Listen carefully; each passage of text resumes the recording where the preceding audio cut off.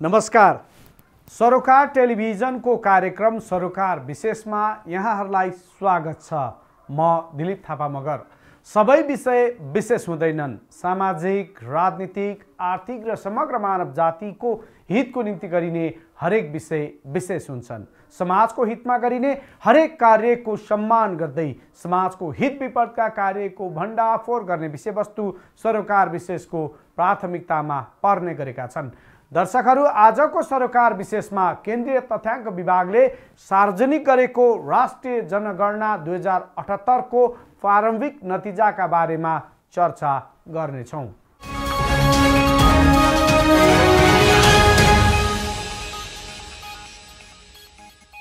केन्द्रीय तथ्याङ्क विभागले माघ 12 गते राष्ट्रिय जनगणना 2078 को प्रारम्भिक नतिजा सार्वजनिक गर्यो। त्यही दिन सर्वसाधारणले गणकहरू आफ्नो घरसम्म नआएको गुनासो गरे। सर्वसाधारणले जनगणनाको प्रारम्भिक नतिजामा प्रश्न उठाएका छन्। सर्वसाधारणले मात्र होइन, सांसदहरूले राष्ट्रिय जनगणना 2078 मा आफू नै छुटेको भन्दै तथ्याङ्कको विश्वसनीयतामाथि प्रश्न उठाएका छन्।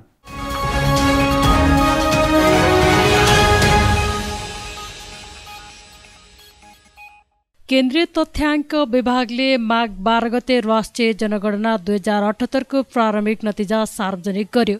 त्यही दिन सर्वसाधारणहरूले गणकहरू आफ्नो घरसम्म नआएको गुनासो गरे। सर्वसाधारणले जनगणनाको प्रारम्भिक नतिजामा प्रश्न उठाएका छन्। सर्वसाधारण मात्र होइन, सांसदहरूले राष्ट्रिय जनगणना 2078 मा आफू नै छुटेको भन्दै तथ्याङ्कको विश्वसनीयतामाथि प्रश्न उठाएका छन्। संघीय संसदको प्रतिनिधि सभा अन्तर्गतको अर्थ समिति बैठकमा जनगणनाको तथ्याङ्क सङ्कलनमा छुट्नेको सङ्ख्या ठूलो भएको भन्दै त्यसलाई कसरी विश्वसनीय तथ्याङ्क मान्ने भनेर प्रश्न गरेका हुन्। बैठकमा पूर्व अर्थमन्त्री सुरेन्द्र प्रसाद पाण्डेले जनगणना सङ्कलनका लागि लिइएको विधि र सिद्धान्त नै ठिक नभएको बताएका छन्।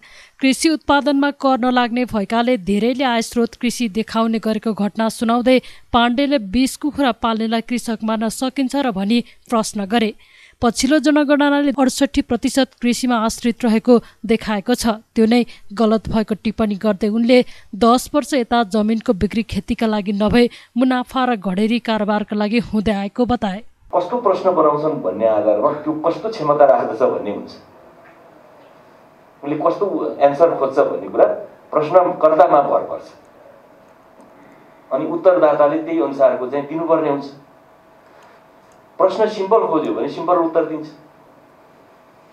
त्यसैले के चिज उसले खोज्छ भन्ने कुरा चाहिँ मेजर कुरा हो। अब हाम्रो चाहिँ ट्रेडिसन के भयो भने जे चलन चल्तीको कुरा छ त्यही मात्रै गरौँ भन्ने ढङ्गले हामी गयौँ भने जस्तो प्रश्न उस्तै उत्तर। जस्तो तपाईँहरूले आर्थिक वर्गको पनि क्लासिफिकेसन गर्नुहुन्छ। कतिवटा कुखुरा पालेका किसान हुन्छ? 20 वटा कृषि गणनामा 20 वटा गरेको मान्छे किसान हुन्छ कि हुँदैन? बहस गर्नु पर्यो नि पहिला। 20 वटा कुखुरा पालेर कसैको गुजारा हुन्छ कि हुँदैन? तपाईँहरूको त्यो कन्सेप्ट नै के छ भने गलत छ भन्नेमा छु। किन यसले रङ मिसगाइड गरिरहेको छ इकोनोमीलाई। म त अर्थशास्त्रको विद्यार्थी हुँ। जस्तो मान्नुहोस्, नेपाल राष्ट्र ब्याङ्कले भन्छ 57.4% मान्छेले हुन्छ ऱ्यान्डम स्याम्पल गरे अवस्था सर्वे एक वा अर्को घर परिवारको मान्छे वैदेशिक रोजगारीमा गएको छ भन्छ। 57.4%। यो अझै अगाडिको डेटा। 57.4% मान्छेको कमसेकम पनि उसको मूल आम्दानीको आधार कृषि होइन।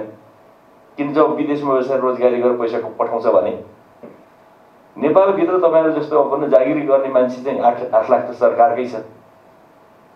प्राइभेट सेक्टरमा जब गर्ने मान्छे छन् या दुकान गरेर कमाइ गर्ने मान्छे काठमाडौँका सहर बजारका मान्छेहरू छन्, काठमाडौँ लगायतका। ती जम्मैको मुख्य आम्दानीको स्रोत के? तपाईँले 68% किसान भनेर देखाइदिनु भएको छ। Is it fact? यो सत्य छँदै छैन भन्नेमा छु।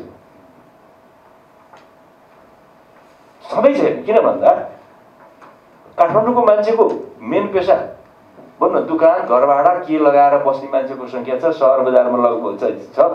अनि जागिरीहरूको पनि मूल पेसा यो होइन। जागिरबाटै आउने आम्दानीले घर खर्च गुजारा चल्छ। विदेशमा बस्नेले पनि त्यसबाट गर्छ। तपाईँ कृषिमा 68% 67% आश्रित मान्छे छन् भनेर लेख्नुहुन्छ। कसरी मिल्छ यो? तपाईँले आम्दानी र खर्चको आधारमा तपाईँले लिन सक्नुहुन्छ डेटा।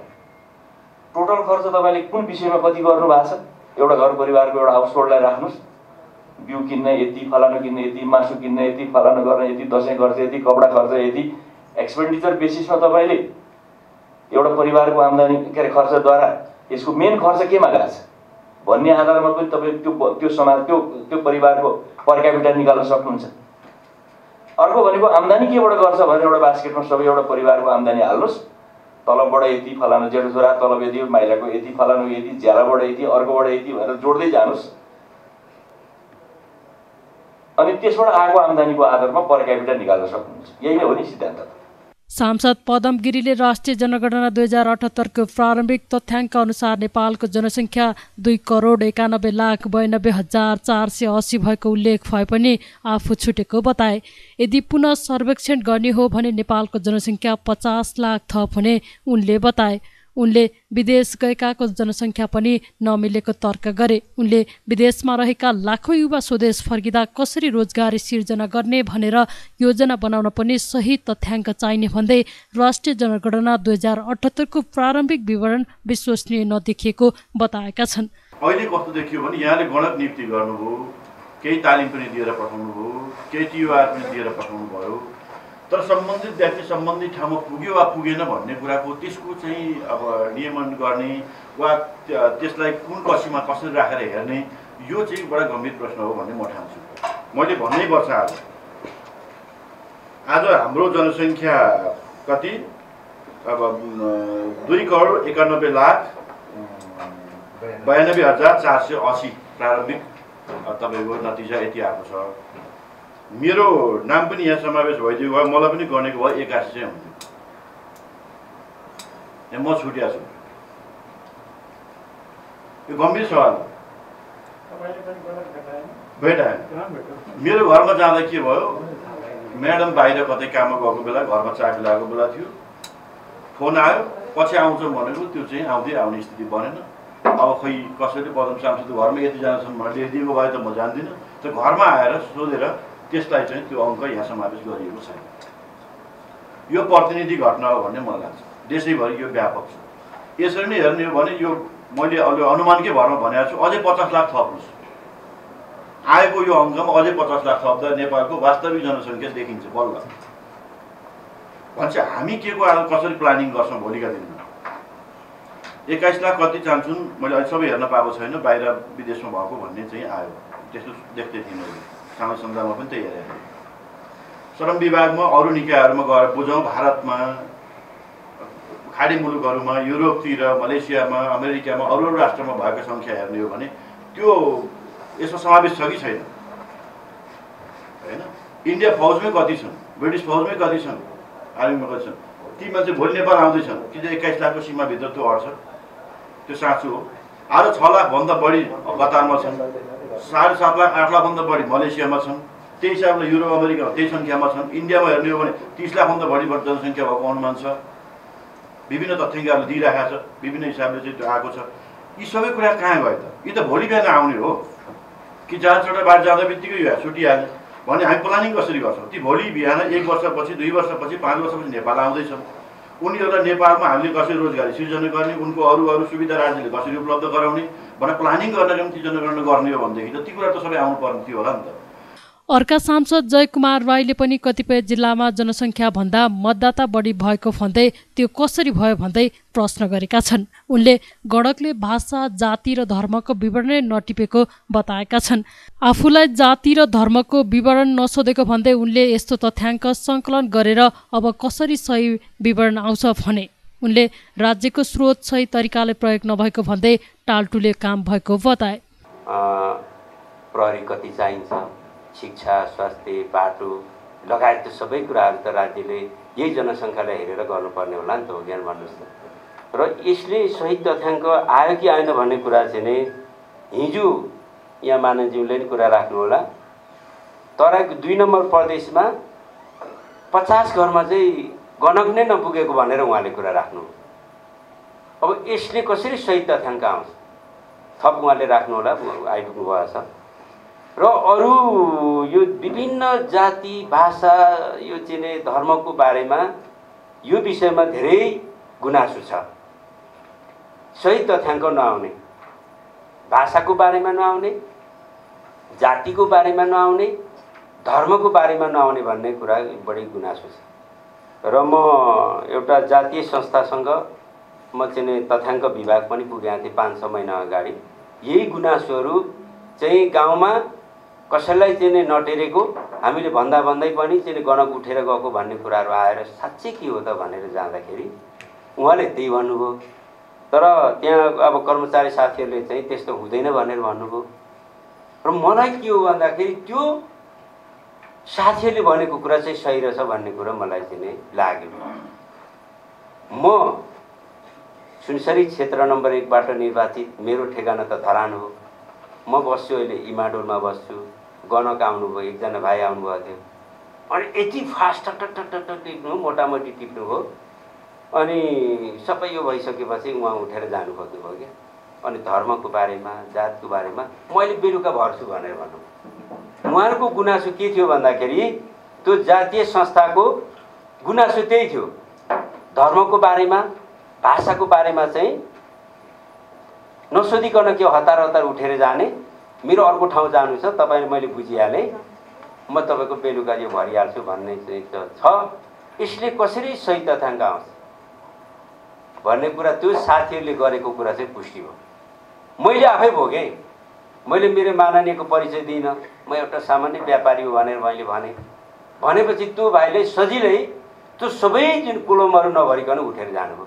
अनि भाइ यहाँ बस्नुहोस् त, यो भर्नुभयो भनेको होइन, अहिले भरे भर्छु भनेर चाहिँ मैले भन्नु। तुरुन्तै यही भन्नुहोस्, म किराँत धर्म मान्छु, म राई भाषा बोल्छु, बान्ता भाषा बोल्छु भनिसकेपछि उहाँले त्यसरी गर्नु भने चाहिँ कसरी सही तथ्याङ्क? तपाईँले कसरी त्यो चाहिँ गणकहरूलाई चाहिँ प्रशिक्षित गरेर पठाउनु भयो? प्रश्न त यहाँ छ नि। साथीहरूले भन्नुभएको म डेलिगेसनै गएको छु तपाईँहरूकोमा त्यसको 4-5 महिना अगाडि। अनि यस्तो कस्तो हुन्छ, तपाईँले बोकेर फाइलै बोकेर जान्छ, घरमा पर्छु भन्ने हुन्छ भनेर लु अब हिँड्नुहोस् न भने पनि। तर तपाईँले त भन्नुभयो त्यस्तो हुँदैन भन्नुभयो त्यहाँ। तर मैले आफै भोगेँ। म सामान्य जस्तै बसिरहेको थिएँ। अनि म माननीय भनेर भनेको भए उसले सबै कुराहरू सोधेर तपाईँ कुन धर्म, कुन भाषा, के भनेर भन्थ्यो होला। तर म चाहिँ एउटा कृषक हो, म सब्जी व्यापारी हो, तर मेरो घर चाहिँ धरान हो, तर यहाँ बस्छु भनिसकेपछि उहाँले त्यो अघि भनेको कुरा बाँकी राखेरै जानुभयो क्या। तर मैले फेरि बस्नुहोस्, कोही धर्म, कोही भाषा भनिसकेपछि उहाँले चाहिँ नै रोकेर अनि हुन्छ म यही गरिदिन्छु नि त, हतार थियो भने चाहिँ सही तथ्याङ्क आउँदैन भनेको यहाँबाट पुष्टि हुन्छ। समिति सदस्य सांसद सरोद आरा खानले गणकले एक ठाउँमा बसेर विवरण दिने भए आउनुहोस् भनेर गरेको गणनाले कसरी सही तथ्याङ्क लिन्छ भन्दै प्रश्न गरिन्। दिदी कसैले पुगु यसो भएन भने हुन्छ भइहाल्छ। फेरि मैले वार्ड अध्यक्षलाई डाकेँ, भने आउँछ भन्छ। आयो कि आएन त्यतिखेर 50 हो कि 200 जनाको जति भरे कि भरेन, मेरो पनि भरेन। पछि वार्ड अध्यक्षले जबरजस्ती बुलाएर उहाँ मैले केही परिचय नदिनुहोस्, म साधारण जनता हो, म त आउन सक्दैन तपाईँको घरमा, म यहाँ भरिएछु, भराउनेछ भने यहाँ आउनु रे, यस्तै भनेको ठुला हाकिम जस्तै। म पनि यस्तै लुरुलु गएँ भने। त्यसपछि मेरो नाम सोधेपछि घर सङ्ख्या, त्यो परिवार सङ्ख्या सोध्यो। त्यसपछि उठे, मैले भाइ तपाईँ खालि परिवार सङ्ख्या सोध्नुभयो, त्यसपछि यसमा धर्म छ कि छैन, त्यसपछि आम्दानी छ कि छैन, मलाई फारम दिए म हेर्छु। तपाईँले पढ्न आउँछ, म एकदम मुस्लिम भाषाको लुगामा थिएँ, यस्तै एकजना बित्नुभयो त त्यहाँ गए थिएन। त्यसपछि क्या मुस्लिमहरू पढेको छैनन्, उनी नेपाली होइन इन्डिया सक्नुपर्छ। मैले पनि त्यसपछि बेसी हप्काएँ। पछि फारम दिनुहोस्, तपाईँ इन्डिया होइन, हामी इन्डिया होइन, तपाईँ के सम्झिनु भएको छ, हामी इन्डियन होइन, देखाउनुहोस् फारम। त्यसमा जति भएको मलाई टिक लगाएर यसो भन्नुहोस्, यसो गर्नुहोस्। आज भोलिको जुन यो लडाइँ छ, जनजाति कति छन्, थारू, मुस्लिम, मधेसी, बाहुन, छेत्री, सबै यो लडाइँ भइरहेछ। खालि महिला र पुरुष त्यो भएन, जातको पनि आउनु थियो, भाषाको पनि आउनु पर्थ्यो। भाषाको कालम थियो, मैले आफै गरेर त्यसपछि बसेपछि 4-5 जनालाई एक-एकजना बोलायो, जसको मलाई थाहा थियो यो घर कति परिवार हो। अब बिहा भयो, फेरि बुहारी आयो, त्यसपछि उनीहरूले बोलायो, मैले भन्न लगाएँ। त्यो यो त सत्य तथ्याङ्क आएको छैन। हाम्रो भाषा बोल्ने हिन्दी पनि माग भइरहेछ, उर्दूको पनि मान्यता माग गरिरहेछ, लिम्बूको छ, खास आर्यको सबको भाषा छ होइन। त्यसको लागि के हो यो भाषाहरूको पनि आएन। कुन जाति कुन धर्म पहिला हुन्थ्यो, मुस्लिम अति प्रतिशत, मधेसी अति, थारू अति, यो किन भएन? अर्का सांसद रामबाबु यादवले नागरिकता नभएकोले गणना नै नभएको बताए। जिल्लाबाट 2टा जातिको समूहगत आएर हामी दर्ता गरेका छौँ। गत वर्षको जनगणनामा त्यो जातिको रेकर्ड नै आएन। त्यो पनि अल्पसङ्ख्यक जाति मलाई लाग्छ देशैभरिमा 10-20 हजारको सङ्ख्यामा होला। अहिलेको गतिविधि हेर्दाखेरि त्यो समुदाय त फेरि छुट्यो। अब जस्तै बस्तीको मेन रोडमा जाने, तल्लो स्तरमा नजाने, अब मेन रोडमा भन्दाखेरि अलिक ठुलाबडा नै बस्छ, पछाडिको फाँटमा को बस्छ, तल्लो स्तरमा को बस्छ, अलिक पछाडि परेकै व्यक्ति समुदाय नै बस्छ। त्यहाँ त फेरि तपाईँको यो जनगणना पुगेन। अनि यसलाई कसरी समेट्न सकिन्छ? महत्त्वपूर्ण विषय यो मात्रै हामी कुरा राख्न, तपाईँबाट जवाब आउने, अनि हाम्रो कुरा पनि हावातालको हुने कि तपाईँको जनगणना हावातालको हुने कि तपाईँको कुरा सही हुने, हाम्रो कुरा सही हुने, यसको मापन के गर्ने त? मापनको लागि के आँट्नु भएको छ? हामी कुरा राख्ने सुन्ने त्यतिकै सकाइदिनुहुन्छ कि यसको मापनमा जाउँ? फेरि एकचोटि के छ मापन गरिदिने व्यवस्था कुनै राखेको छ जनगणना तथ्याङ्क विभागले कि के छ? त्यसो गरिरहेको छ भने यसलाई हामी गहन रूपले बिना समस्या नआइकन कुरा उठ्दैन। यो समस्या आएको हो, मसँग आफै पब्लिक र पोलिटिक्स गर्ने व्यक्तिले नै यो कुरा राख्यो।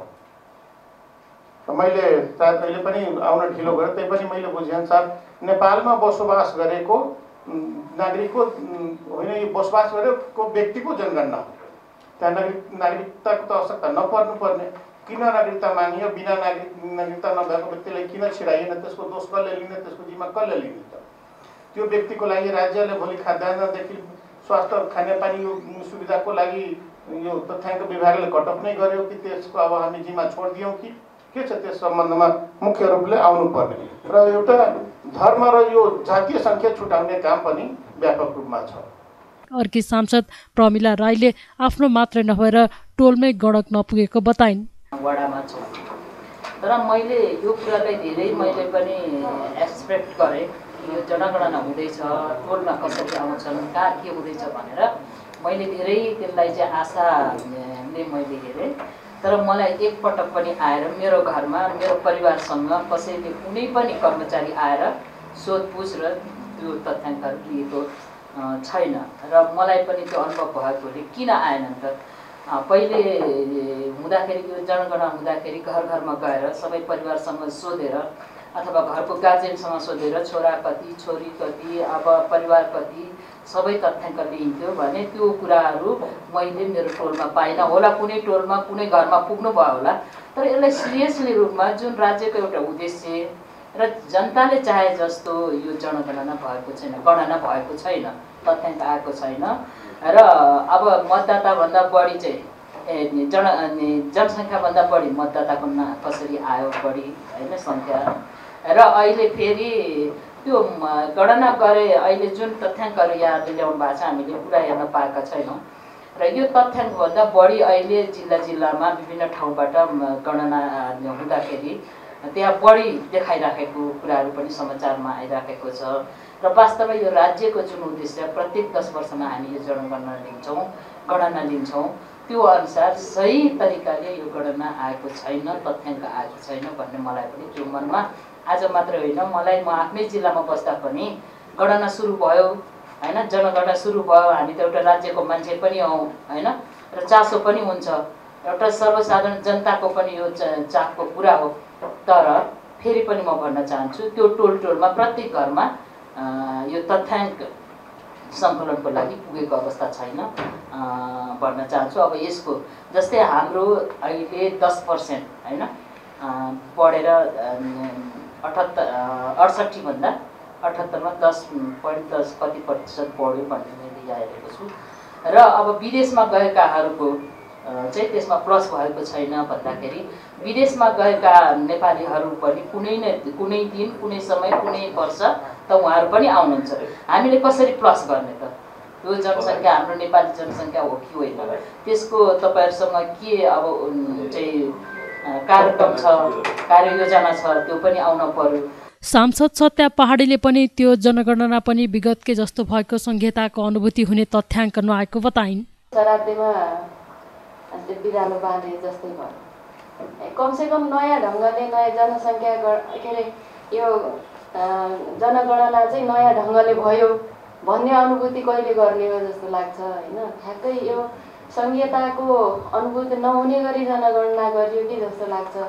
यसको जिम्मेवारी चाहिँ अब सबैतिर कमसेकम यथार्थ तथ्याङ्कबाट र यसले चाहिँ कम्तीमा पनि नेपालको भविष्यको रेखाङ्कन गर्न सक्ने प्रकृतिबाट चाहिँ जनसङ्ख्याको यथार्थता चाहिँ आउनुपर्छ भन्ने लाग्छ मलाई। तर चाहिँ अब यो सरसर्ती यो शीर्षक मात्रै हेरियो प्रारम्भिक चाहिँ अब रिपोर्टको पुस्तकमा, यो पनि पहिलाकै जस्तै अलिकता निकालिहालौँ न, यसो समय अवधि नागिहाल्यो भन्ने प्रकृतिबाट चाहिँ भएको जस्तो अनुभूति भएको छ होइन। अब यही बनाउनको लागि पनि मेहनत त अवश्य पनि लाग्यो होइन। त्यो मेहनतलाई चाहिँ अब के अरे यो नजरअन्दाज गरियो भन्ने कुरा चाहिँ नसोच्नु होला साथीहरूले होइन। तर यो परम्पराबाट मुक्त हुन अलि नयाँ ढङ्गले चाहिँ सोच्नुपर्छ कि जस्तो लाग्यो। यो प्रारम्भिक नै होस् भन्ने चाहिँ मेरो भनाइ छ। धन्यवाद। सांसदले उठाएको प्रश्नको जवाफ दिँदै केन्द्रीय तथ्याङ्क विभागका महानिर्देशक नेविन लाल श्रेष्ठले मूल प्रश्नावलीको नतिजा इन्ट्री गरेपछि करिब 1 वर्षपछि अन्तिम नतिजा आउने बताए। त्यसमा केही प्रतिशत तलमाथि भए पनि ठूलो फरक नहुने बताए।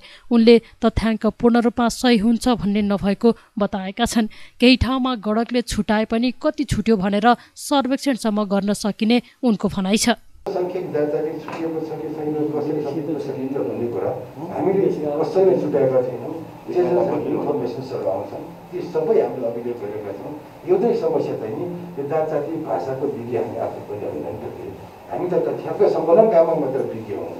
तर जुन जाति कतिपय पहिलो विशेषसम्म पनि के हो मान्छे आफ्नो थरलाई छुट्टै जाति हो भनेर जुन लेखाएको पनि छ, यो जाति हुनुपर्छ भन्ने कुरा पनि। तर हामी त्यसमा डिसिजन गर्दैनौँ।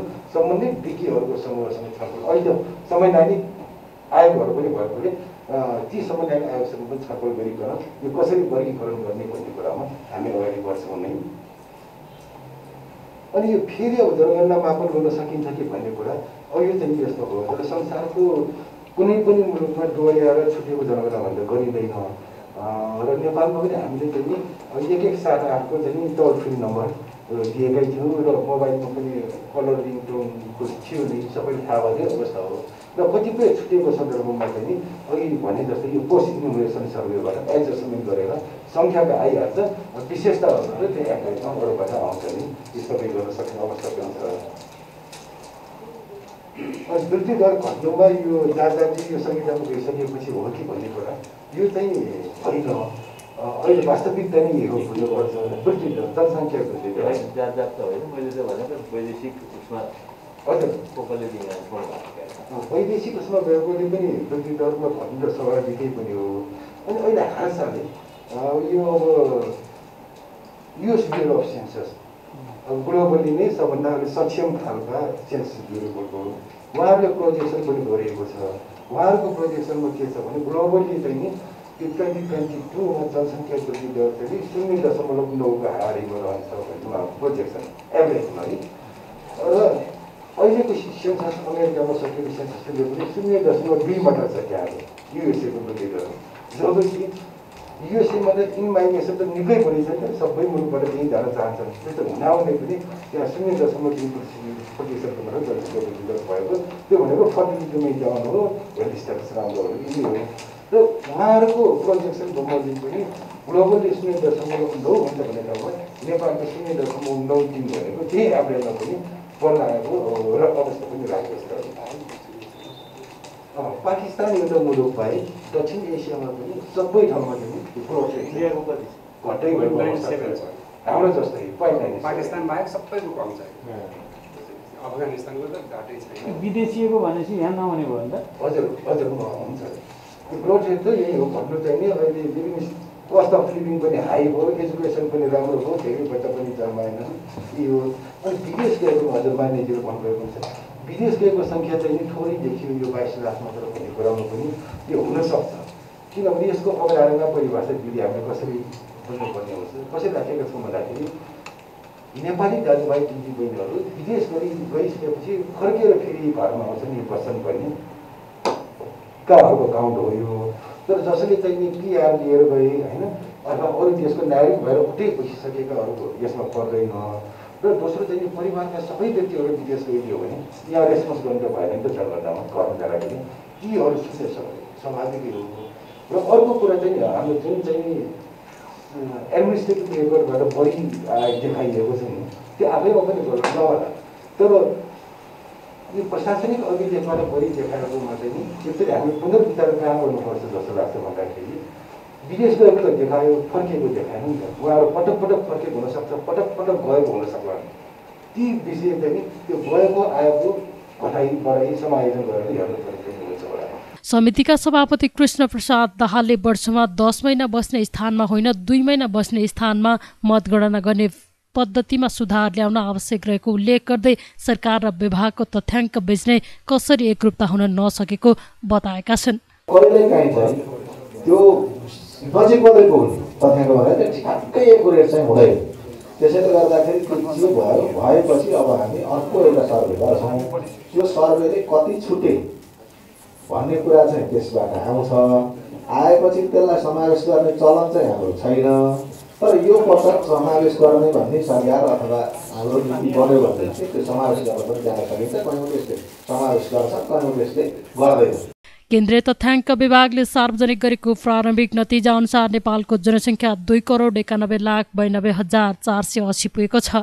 10 वर्ष अघि 2068 सालमा भएको जनगणनामा नेपालको जनसङ्ख्या 2,64,94,504 थियो। एक दशकमा जनसङ्ख्या 26,97,976 जना बढेका छन्। जनसङ्ख्या वृद्धि दर 0.93% छ।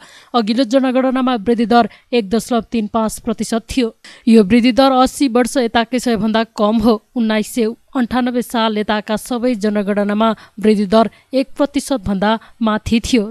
तर 1987 र 1977 सालको जनगणनामा वृद्धि दर ऋणात्मक थियो। नेपालमा 1968 सालमा तत्कालीन प्रधानमन्त्री चन्द्र शमशेरको पालादेखि जनगणना गर्न सुरु भएको हो। यसपटकको जनगणना 12औं हो। यसपटकको जनगणना अनुसार महिलाको सङ्ख्या 1,49,01,169 अर्थात् 51.04% रहेको छ। त्यसैगरी पुरुषको जनसङ्ख्या 1,42,91,311 अर्थात् 48.96% छ।